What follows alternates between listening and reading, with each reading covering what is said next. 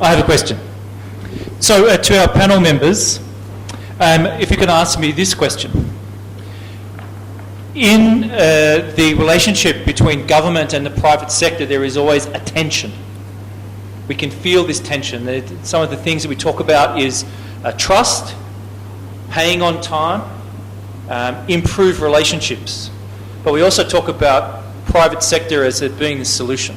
So I'd like to ask each of you just to make a comment about what are some of the next steps the government can take to better engage private sector for solutions.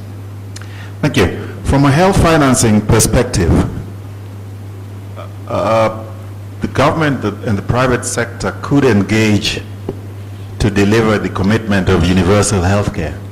And as happened in other territories, say India, the government has actually contracted out the financing and delivery of care to private organizations. And that means that instead of there being negative tension, there is now what you call positive tension between the government and these third-party administrators, as they are called. So that has contributed towards the overall efficiency, and government and private sector have therefore worked successfully. That could be replicated in this country. From a DHL perspective, the in-house customs in our facilities, in the warehouses, is quite brilliant. At the moment, DHL enjoys that. But the next thing would be to make it more efficient and also kind of, just facilitate as much as possible. For instance, in exemptions, where a donor will send something and then it ends up becoming not viable or getting destroyed because the bureaucracies of getting the paperwork, the exemptions, or whatever we need is not facilitated as fast as possible. Talk about the phytosanitary certificates. I recently saw something in the papers where a politician got a donation and they were supposed to take the medication to the village, but the container is still lying at the port 3 months later because he couldn't get exemption. A bit more sensitivity and a bit more humanity in identifying that this is a life-saving drug, this is viable, it is not expired, it can be used, and just being able to work together with us to get that to the last mile. I think what is important is through engagement with government, through organizations like the Shippers Council, the Courier Industries Association of Kenya, so that they can understand where we need to work more.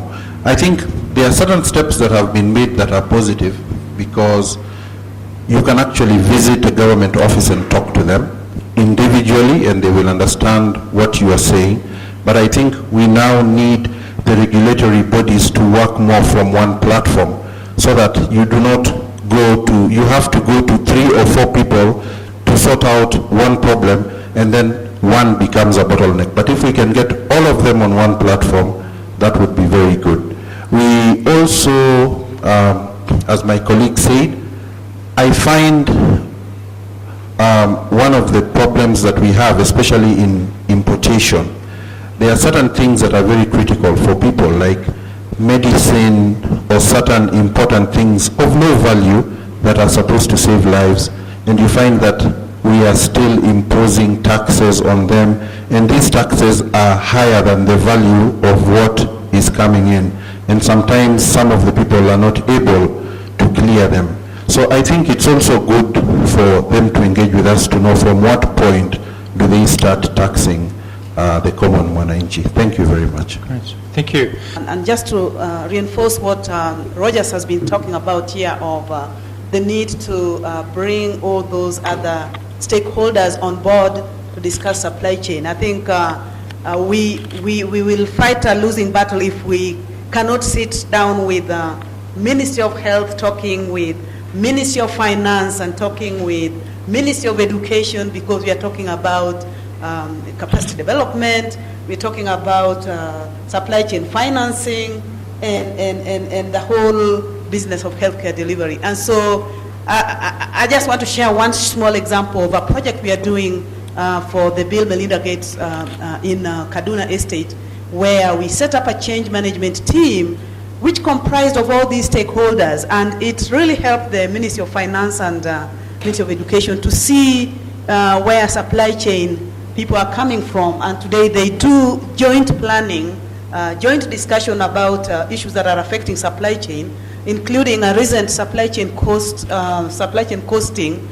which involved all these key stakeholders, and therefore owning their supply chain issues with all the stakeholders involved. And it's something that I think I would really, really encourage you. It starts internally with all the supply chain functions talking together, breaking the silos, but then externally, the ministries are critical. Finance, customs, I don't know, Olivier, are you in the room? Olivier from Rwanda? Yeah, can you share a little bit with us about Rwanda experience? Because I know that medicine moves very fast the minute they get to the border, the customs entry. How does that happen? Thank you so much. So for Rwanda, it's really simple. Like there's what we call exoneration for all medicines, and it's only getting a kind of visa at the pharmaceutical regulation, and once we get those documents, it's straight to the central medical warehouse. Yeah. And you don't pay duty? No. Yeah, so those of you who couldn't hear, there was a passport or exemption system and no duty in Rwanda, which makes that happen quickly. Please join with me in thanking our panel members for their contribution today.